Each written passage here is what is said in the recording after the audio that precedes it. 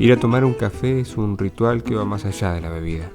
Es un refugio del clima, un alto en la rutina, un momento de disfrute, pero fundamentalmente la excusa para que dos personas se encuentren, donde el café termina siendo secundario y lo que vale es ese encuentro y esa conexión que se genera.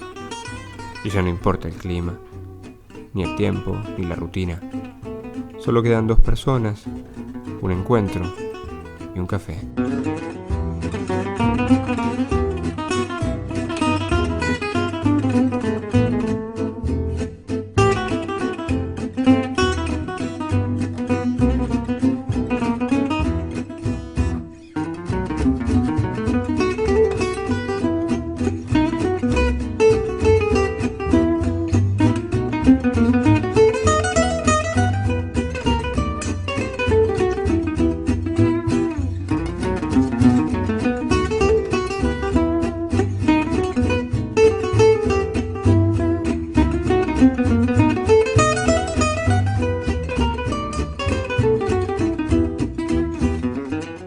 Gracias, Magda, por venir a tomar un cafecito acá con nosotros, ¿eh? Es un placer enorme. Primero estar con ustedes y después, mira, el mar. El mar, ¿no? El mar, La hice venir desde lejos. Se vino desde un trecho. Pero es un paseo de privilegios porque es toda la costa. Es lindo, claro. claro. Vengo de la otra punta de Mar del Plata, pero al ladito del mar, ¿no? O sea, es como un paseo. Está muy bien. Y ustedes, con Alberto Brusone, eligieron vivir en Mar del Plata, el 65, ¿no? En el 65, nosotros lo decidimos en el 64 y estábamos pues entre Rosario y Mar del Plata, pero irnos de Buenos Aires. Que ya obviamente ya conocían Mar del Plata, ya habían estado... Y yo había estado muy pocas veces.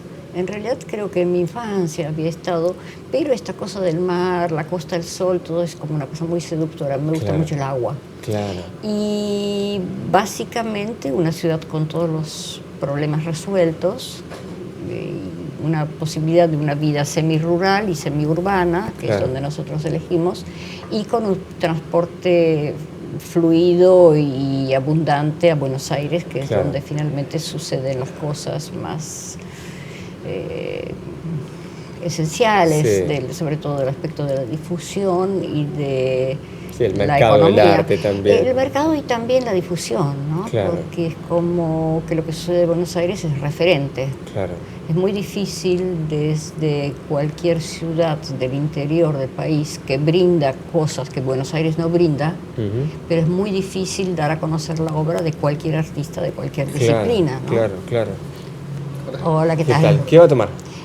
Un cafecito, por favor, un cortadito. Un cortado, ahí está, y un café chico, por favor. Sí. Ahí está, gracias.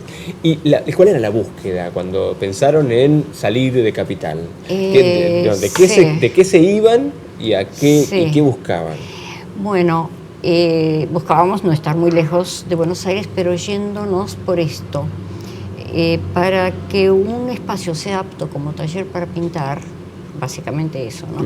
En el caso de Brusone, tiene que tener una determinada altura del techo por la altura en que levantás la espiga del caballete, ¿sí? Entonces, los departamentos antiguos sí tenían aptitud, tenían 4 metros de altura el cielo raso. Las construcciones modernas bajaron los requerimientos a no llegaba a 3 metros, 2 metros, no sé, no me acuerdo si 40, 60. Y eso no sirve como atelier de pintura. Ahora, los pintores formados en el periodo en que se forma Brusone tenían la costumbre de pintar con luz natural, pero no al aire libre como los impresionistas, sino con luz de interior, luz del sur, es decir, luz que no tiene sol. El sol altera la percepción de los colores. Como luz indirecta, digamos. Y luz indirecta, claro. Buena luz, pero indirecta. Ahora, los departamentos que cumplían con los requisitos de altura de techo en Buenos Aires quedaron hundidos entre medio de edificios altísimos, lindísimos, que Buenos Aires creció para arriba, pero los volvieron oscuros. Entonces el requerimiento de la luz se agotó, se terminó. Y construir en las afueras de Buenos Aires, pues para vivir con comodidad y con tranquilidad tenés que alejarte mucho y finalmente es más veloz la llegada de una ciudad como esta, que desde una fuera periférico a la ciudad, ¿no? O sea, el Gran Buenos Aires. Bueno, por otro lado, eso por cuanto a las necesidades de Brusone. En cuanto a mí, bueno, hay algo de panteísmo en mí, ¿no? Entonces la gran necesidad de tener contacto directo con la naturaleza. Que en Capital se pierde. En Capital, bueno, tenés como salida el delta, tenés la costa del río, que en realidad está como, Buenos Aires está de espaldas al río. Ahora más o menos lo está descubriendo con una serie de construcciones que se han vuelto también un poco, bueno, un poco no, se han vuelto elitistas. Claramente. Prácticamente también nos alejan al ciudadano común, lo alejan del río, ¿no? Es un privilegio para pocos. Para pocos. Bueno, y tenés, San Isidro, o sea, toda la parte norte, el delta como salida, pero vivir en Buenos Aires con una pared gris de cemento enfrente a mí era algo que me asfixiaba, me ahogaba. Entonces, bien, Rosario nos ofrecía el río, Mar del Plata al mar, y el mar es magnífico, es como una cosa de libertad, ¿no? Yo lo vivo como una cosa de libertad. Como la libertad. Y después de, bueno, tantos años, imagino que habrá vuelto a Capital infinidad de veces, esa vuelta, ese reencuentro con la gran urbe, ¿qué tal es? El primer tiempo, hace 50 años que yo ya vivo acá, y te debo confesar que hay aspectos de Buenos Aires que extraño. Por ejemplo, lo que te contaba, los bares de Buenos Aires. ¿Sí? Bueno, el primer tiempo, antes de que los chicos fueran, tuvimos 7 hijos aquí. Prolíficos.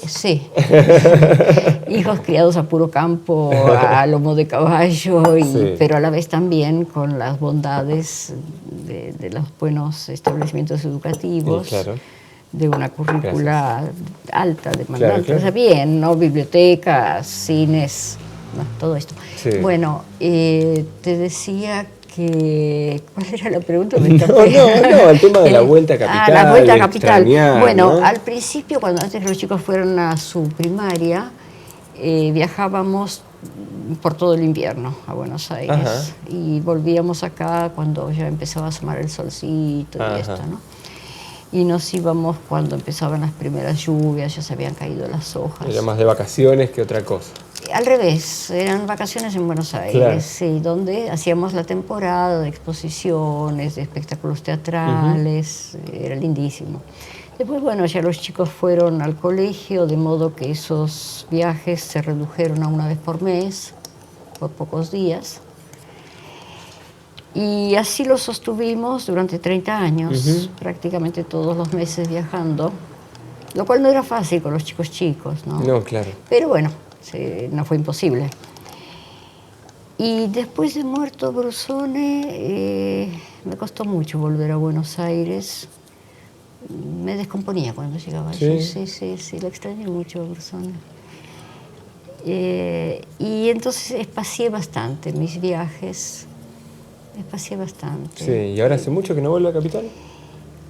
1 o 2 veces por año voy allá, me demandan los hijos que viven allá, me demandan, mis nietos me dicen, abuela, no me querés, pero también me demandan del sur, me demandan de Córdoba, me demandan de acá, así que tironean de mí, a veces pienso que voy a terminar como descuartizadita. Pero está bien, con Pero gusto. Está bien, sí, con gusto. Claro que sí. Descuartizada no. No, eso no creo. Pero es lindo ese tironeo de la familia. Sí, seguro que Pero ya te digo, voy a Buenos Aires, no sé si voy a Buenos Aires o voy a visitar a mis hijos. Es más probable eso, nada más probable eso.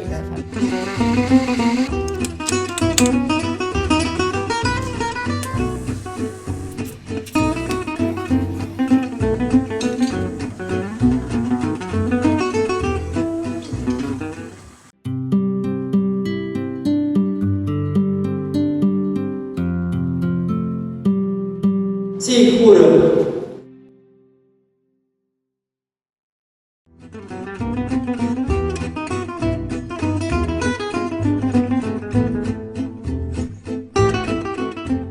Y en sí. definitiva, bueno, Mar del Plata fue el lugar donde se desarrollaron esa última etapa creativa de Brusone, donde, Sí. bueno, crecieron sus Sí. 6 hijos, Sí. y donde finalmente está hoy su casa museo, el legado, la historia. Sí, como yo te digo, donde nosotros nos fuimos a vivir fue un predio grande, casi una manzana, de un parque, el Parque del Grosellar, en donde en ese momento había otras 6 casas nomás. La nuestra fue la Poquitas, 7ª claro. casa del barrio. De modo que era un bosque, era un campo, ¿no? Era una libertad absoluta y controlada para los niños. Claro. Sí, tenían toda la manzana para jugar y los alrededores sin riesgos ningunos. Y bueno, ahí realmente me acerencié, nos pasaron cosas Claro. buenas y malas. Sí, el mar, todo esto hizo que uno se vuelva marplatense. ¿Usted se siente un poco marplatense ya a esta altura del partido? Totalmente, Sí. totalmente, sí. Podría decir no soy de aquí ni soy de allá, Claro. pero soy de aquí, soy de allá y soy de más allá y de más aquí. Está muy Así. bien. Bueno, y con respecto a la casa museo, claro, cuando yo quedé sola, o sea, sola porque primero partió Brusone. Claro. Era lógico, me llevaba 36 años de diferencia, ¿no? Y esa casa grande quedó con unos pocos hijos, después los hijos se fueron casando, se fueron yendo para estudiar, para distintas cosas, y no me daba el corazón para desarmar todo ese como recodo de la memoria, pero no mía personal, sino memoria de la cultura. Vos fíjate que Brusone nació en el año 7, ¿sí? Esto implica que yo tengo cartas y fotos y recortes periodísticos correspondientes a sus padres y también a sus abuelos. Es decir, tengo material documental del siglo XIX, Claro. del 1800 y pico. Luego, todos los sucesos de un interior del país, de un país todavía sin carretera, sin camino, sin red vial. Luego toda la trayectoria tan amplia de Brusone, que era un hombre sumamente comunicativo por carta. Él escribía cartas a una gente que no conocía. Ajá. Y con una manía muy curiosa y muy buena, resultó ser que era poner un carbónico, de modo que guardaba copia de sus cartas. Escribía muy bien. Claro. En sus cartas siempre había... ¿Manuscritas? Algunas manuscritas, pero la mayoría era con una vieja Remington, sí. Ahí con tiqui tiqui, y con algunas letras que saltaban y qué sé yo. Bueno, las respuestas, ya te digo, aún a gente a la que él no conocía. Veía un espectáculo teatral o una película o leía un libro de alguien que le gustaba, escribía y generalmente recibía respuesta. De esa manera se contactó con gente significativa de la cultura y de la política internacional. Qué sé yo, como ejemplo te puedo decir que hay cartas en casa de Linda Jennings, la senadora norteamericana que abogó por los Pantera Negra, por la discriminación racial en Estados Unidos, por Pantera Negra, por la acción de los Pantera Negra, claro, sí. Bueno, de Linda Jennings, de escritores, hasta una carta tan absurda ¿te acuerdas de Papillon? Sí. Vos sabés que Papillon, bueno, esto lo dejo para después, es una sorpresa. Bueno, de Papillon, o del escritor norteamericano John Farrell, o del general Medina, que fue ministro de guerra de Uriburu, es decir, cartas muy sorprendentes, ¿sí? Documentos muy sorprendentes. Y todo ese material estaba ahí en la casa. Muchísimo, claro. Yo tengo algo de archivista, entonces yo iba guardando todo esto. Yo si te digo que hay 7.000, 8.000 documentos, tal vez me quede corta.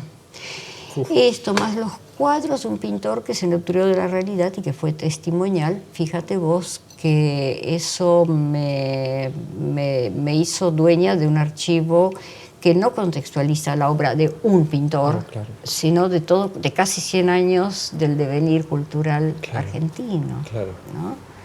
El devenir cultural sobre todo de escritores, de pintores, gente del teatro, no tan así gente del cine ni de la música, aunque también algo hay, ¿no?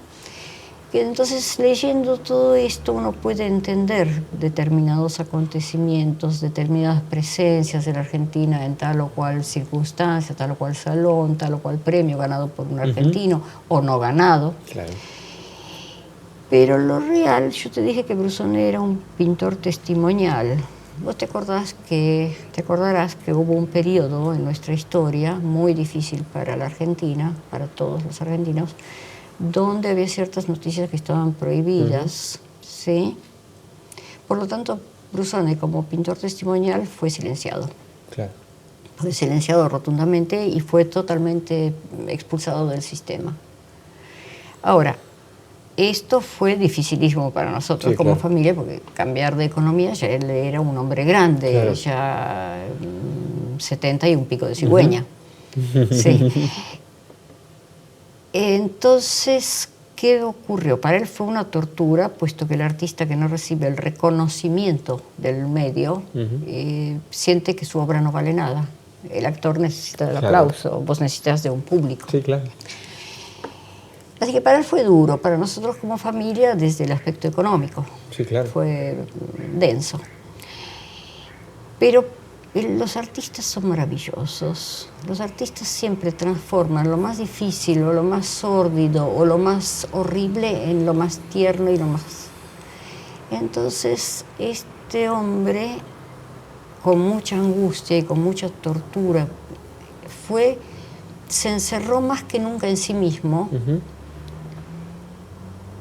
Y lejos de mirar hacia afuera, cosa que los argentinos tenemos, mirar hacia afuera y nutrirnos de lo cuanto más lejos, más apetecible, él empezó a mirar su propia pintura y ver qué es lo que en esa pintura podía haber fallado. Él hizo su autocrítica, su propia autocrítica, y fue trabajando en una resignificación y recreación de su propia obra. De modo que, siendo que como todos los artistas formados en el mismo periodo y con las mismas influencias y con un mismo pensamiento social, todos tenían un costado en común en su pincelado, en sus colores o en sus intereses temáticos. Y el encerrarse en sí mismo fue cimentando una pintura que no se parece a la de nadie, sino que es el más Brusone de todos los tiempos. Muy diferente el Brusone de los años 80 al Brusone de los años 50, que fue cuando empezó a ser reconocido. Ahora, la dificultad económica pasada por nosotros hizo que el envío de obras, que además ningún marchand quería tener en su galería, ninguna persona quería comprar porque era el pintor expulsado, no del país, pero del sistema. Él no quiso irse.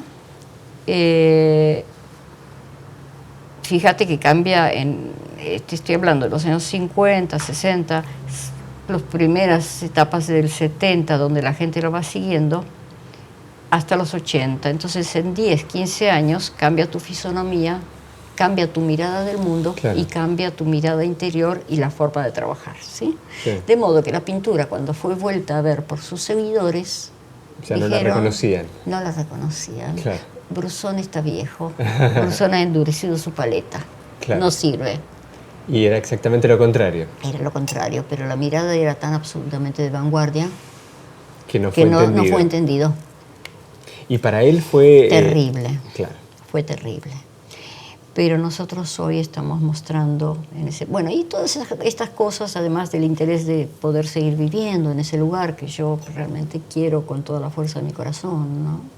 Mi economía no da para vivir allá. Entonces, el haberlo abierto a la comunidad también me sirve para pedirle ayuda a la comunidad. Seguramente. Por ejemplo, para la reconstrucción de la casa. Sí. Ay, es riquísimo este café. Bueno, Para la reconstrucción de la casa pedí ayuda, por ejemplo, a los colegios, ¿cómo se llama? Industriales. Claro. No industriales, de artes y oficios. Claro. Entonces, desde la escuela de plomería para arreglar todo lo que fuera inherente a plomería, o electricistas en formación, bueno, venían a hacer sus prácticas, a veces catastróficas. Bueno, eran prácticas de verdad. En la unificación de los ambientes para hacer un gran espacio para exponer obra, hasta los niños míos y nietos estuvieron participando y dando sus martillazos.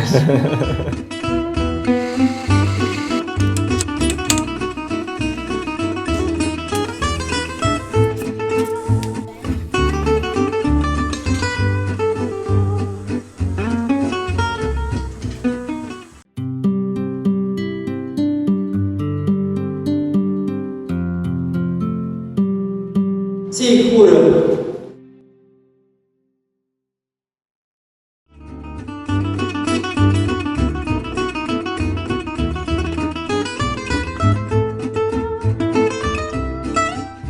Y además el hecho, imagino yo, de abrir las puertas de una casa tan vivida y con tanta historia propia, y abrir las puertas y en algún punto es como que exponerla a la mirada ajena, ¿no? Exponer la casa, no solo la obra de Brusone. No solo la obra. Sino la vida. La vida. De Brusone y la suya. Y la mía. A pesar de que, bueno,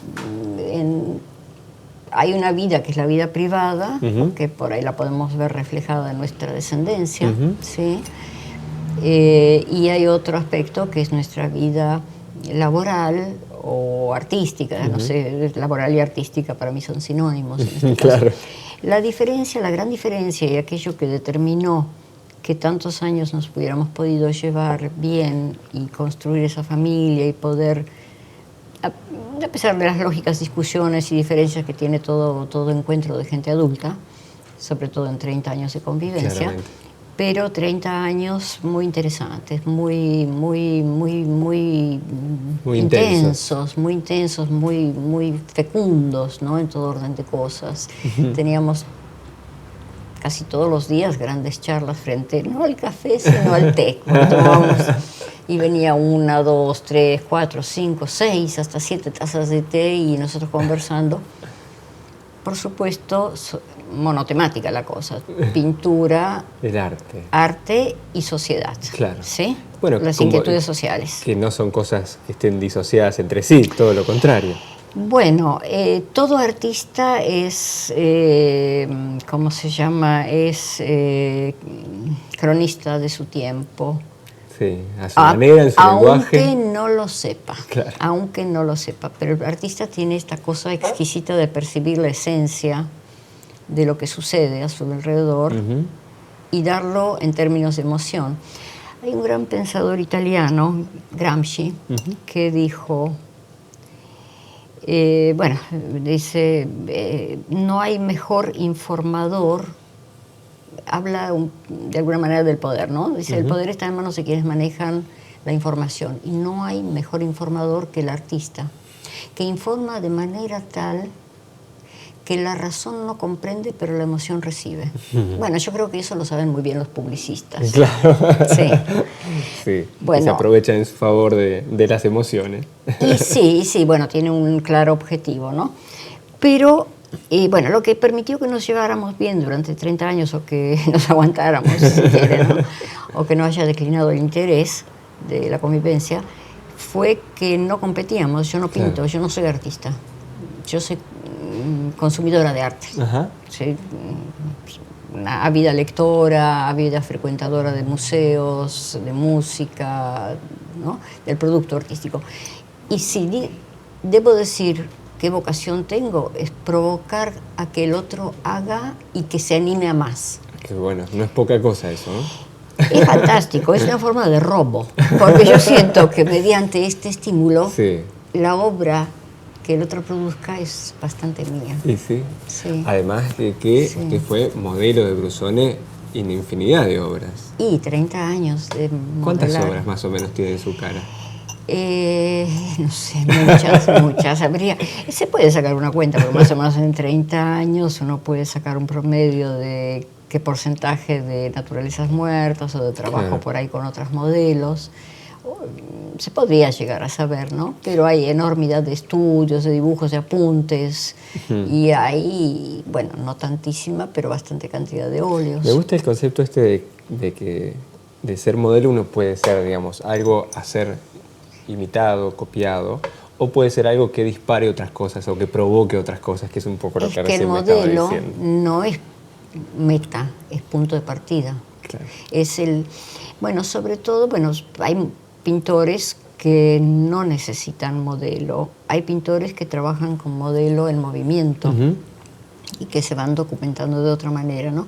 Ahora, el caso de Brussones, fuera modelo vivo, fuera naturaleza muerta, él necesitaba el puntapié de ese resbalar de la luz, de ese juego de contrastes, de armonías cromáticas, de líneas que jugaban y rimaban entre sí. El uso del material, él disfrutaba enormemente eso. De modo que naturaleza muerta o modelo vivo era el puntapié inicial, el punto de partida, no la meta de recreación. Claro. Para una fiel recreación de lo externo estaría más indicada la fotografía. Claro. Y asimismo la fotografía puede no ser objetiva, claro, sino que puede ser totalmente subjetiva, ¿no? Cuanto más la pintura. Y ese rol de ser ese puntapié de Brussones, esa inspiradora de Brussones... No es inspiradora. ¿Es otra cosa? Es otra cosa. El puntapié inicial es otra cosa. Es otra cosa, no es la inspiración. El puntapié abre el la acompañamiento, es un trabajo casi actoral.